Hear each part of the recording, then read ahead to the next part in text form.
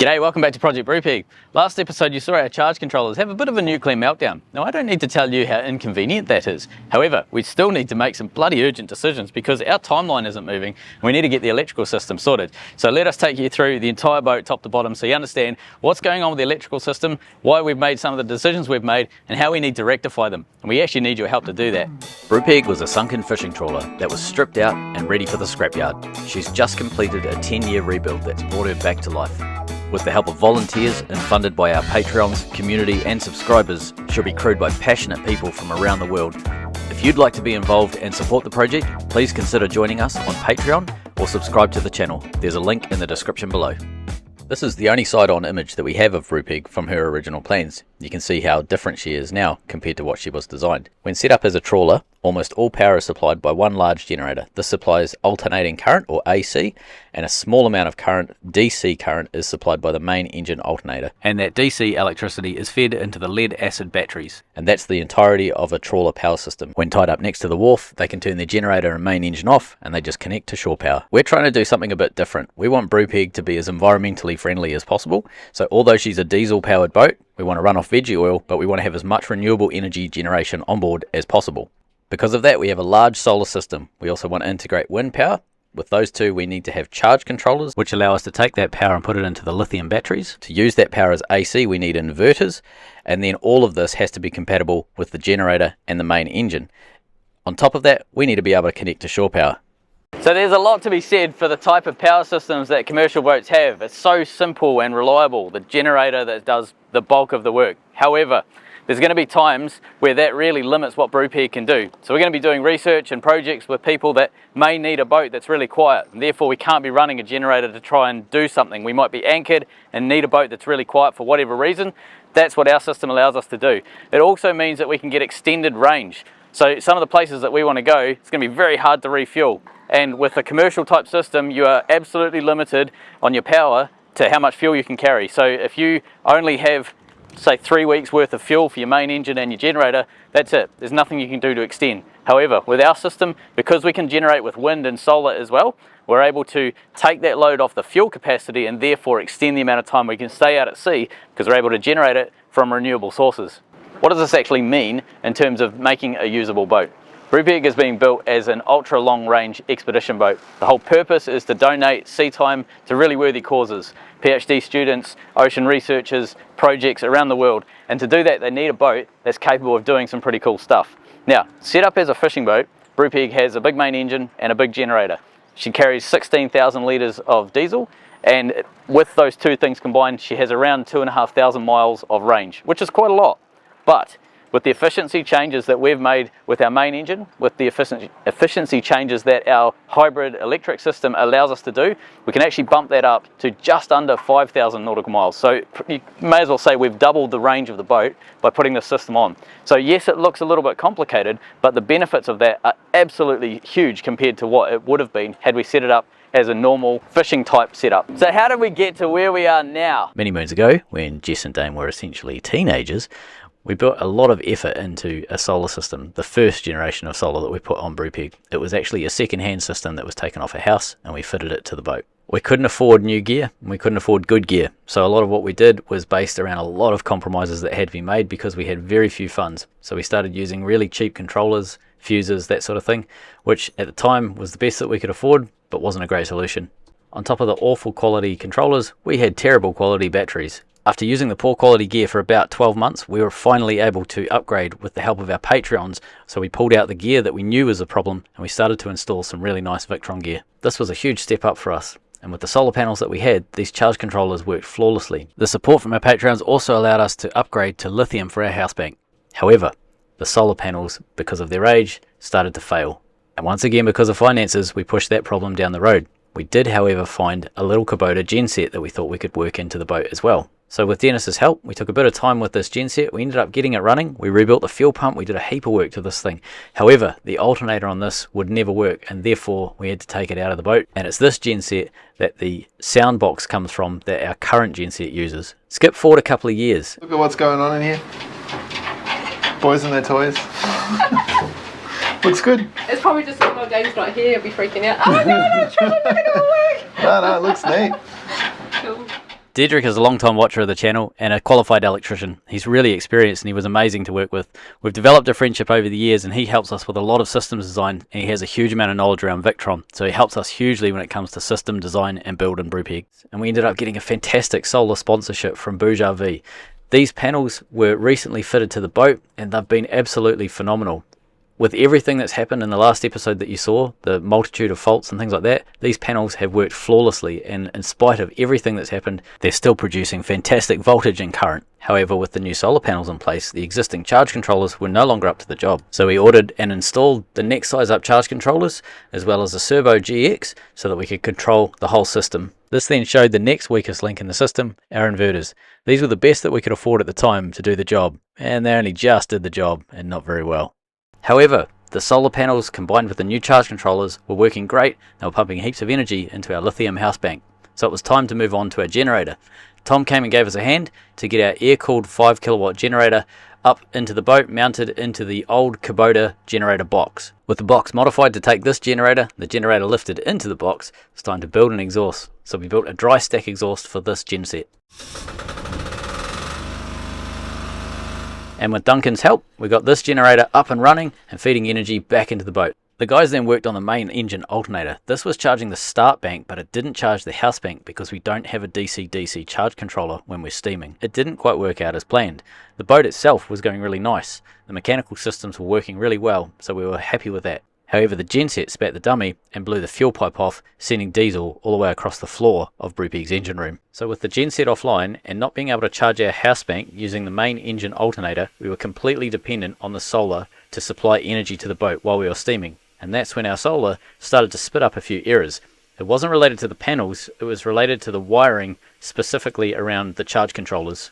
Which brings us back to the present day, which last week you would have seen a whole bunch of stuff on board go south very quickly, as well as trying a few ideas to solve the generator problems that we didn't have any faith were going to work, and turns out they didn't. We have a couple of other systems on board Brupeg. Simple things like gas for our LPG barbecue at the back of the boat, so if we have no electricity whatsoever we can still cook using LPG. And also these wings, at the moment they're just completely manually operated. They were electric, the electric wings just broke, and we're going to be manually operating these until we can upgrade, but we do want to upgrade these to hydraulic. We have a hydraulic system in Brupeg at the moment, which is powered by the Cummins, the main engine, and it powers our steering as well as our anchor winch. But eventually we want to put a bigger pump on that so that we can also include a couple of winches for these guys and lift these up and down using hydraulics. So what's happening on board that's causing so many issues? There's a few things happening at once. The small generator that we've got is not designed for what we're trying to make it do. It's an air-cooled stationary generator. It's used for like emergency backup and things like that. It's not a prime generator, so it's not something that you rely on for 12-hour stints or anything like that. And we absolutely know that. We're not under any illusion of that. It was a donated generator. It's all that we could manage at the time. So that's why we have that generator in the boat. The second part of that is the main engine alternator. If we connect the lithiums to that alternator, it will completely overrun the power rating on that alternator. So it'll try and make it work at say 150% of its capacity and just absolutely burn it out. So you need to have what's called a DC-DC charge controller. Essentially what that is it's the brains for the alternator. It stops the alternator from being burnt out, and it essentially limits how much current the lithium batteries can pull through that alternator at any one time, and it keeps it in the safe range. Now, the trouble that we have that leads to the next point is nothing in our system's talking to each other. So what I mean by that, our MPPT charge controllers, the solar charge controllers, the ones that burnt out, they work on a network, so they all talk to each other. There's 9 charge controllers, but they talk to each other so that they work as one big unit, not 9 individual units.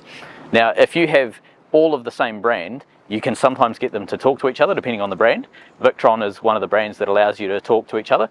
So our inverters are a no-name Chinese brand inverter. They don't talk to the charge controllers, which causes a lot of issues because the charge controller and the inverters fight each other, particularly when we're on shore power. It's really bad on shore power. If we start charging with a 50 amp DC charge controller, which are quite common to get and easy to get, if it's not something that can talk to the solar or the inverters, we're all going to have exactly the same problem where they start fighting each other and one of them will turn the other off. So the main engine alternator will turn the solar off, or the solar will turn the DC charge controller off. Whatever it is based on voltage, it basically starts fighting each other.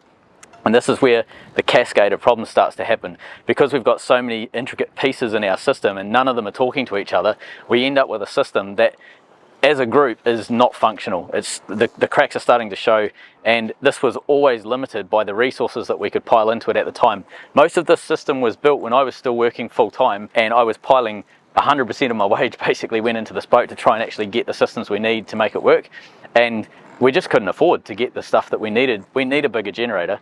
We need 2 decent inverters that have a communication network that they can talk to the other parts of the system, and we need to upgrade our charge controllers, because the ones that we have, even though they technically should have been able to handle it, they were right on the borderline of being too small, and then they ended up frying exactly like you saw. It was a silly mistake in the sense that we undersized them. It wasn't that our system design was absolutely rooted in, you know, we needed to have a better system design. It was the fact that we were skimping as much as possible to try and make the system work with the limited funds that we had. We need to kick that in the butt. We need to do something about this. Normally on Brupeg, we try and build our way out of most problems, but our backs are up against the timeline. With just 2 months left on Birk's visa, we need to be out of Australian waters and heading to our next destination. When the last episode went live, we had a lot of people messaging, commenting and getting in touch and saying, why don't you do another GoFundMe to get this solved? As always, with anything important on Brupeg, we did a poll for our patrons to see where they stood. And with the results coming in at over 200 yeses, amazing, 1 no and 8 unsure, it's pretty convincing. So thank you to everybody for your comments, your ideas, your encouragement. As always, we're going to do as much work as we possibly can ourselves on Brupeg. Some of the jobs that we need to get into: putting a new injector into the small generator, altering the fuel pump so the feed line doesn't keep flying off it. We need to swap out our charge controllers. We need to give the Oompa Loompas a Viking funeral. We need to expand the size of our lithium house bank. We really need that main engine alternator to be able to charge the house bank while we're steaming. We need a proper generator, powerful enough to run the boat. We also need to decide if we're going to run the boat on 3-phase power or stick with our puny little single-phase power. We've just come out of a round table with our patrons and we covered everything about this, yeah. And they've given us the big yes, go for it. So we're going to launch a GoFundMe. Yeah, it's incredible to be in a position that has a project like this that has the community wrapped around it that support us the way that you guys have over years and years. You know, it's not just short-term support. You guys have been with us through thick and thin, and it's incredible. So it has been a real slog in some ways, hasn't it? Yeah, health and funding and access to parts and all the delays for lots of different reasons. So it's been a long haul to here, and we're on the final thing. So the GoFundMe, there's a link in the description below. What we're going to aim for is we're going to do 2 sort of tiers. The first tier is basically the bare bones, what we need to get the boat up and running. And the second tier, if we make that first tier, the second tier is basically everything else that will perfect the system. So it's replacing the inverters, replacing the charge controllers. You mean the burnt out charge controllers and the Oompa Loompas? So the inverters that were cheap and terrible, and Duncan's not friends. Yeah, maybe we should rephrase it. So the terrible orange fire traps, the blue boxes that we killed. So we basically need to go through and do what we know that we needed to do years and years ago, but we just could never afford it. And that's what this GoFundMe is for, is to make that a reality. So if you're willing to support us, there's a link in the description below where you have the option to choose how much you donate.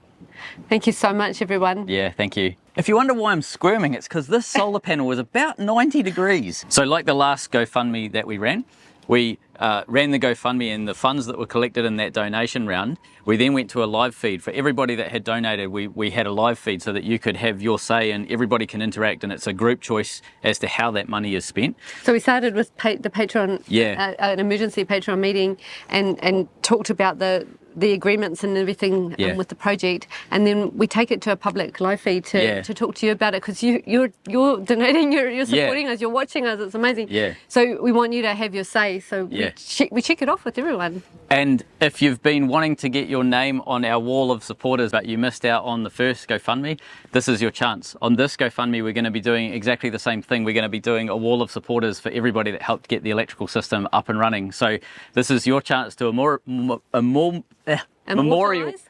Stick your name on a solid piece of stainless that's going to be stuck onto Brupeg forever. We'd love to have your name up there. It's amazing to have a wall of support behind us every time we're doing these jobs. So this is your chance on that as well. So thanks everyone, and we'll let you know how we go. So prep for Brupeg to go offshore continues while we sort out this little sparkly dilemma.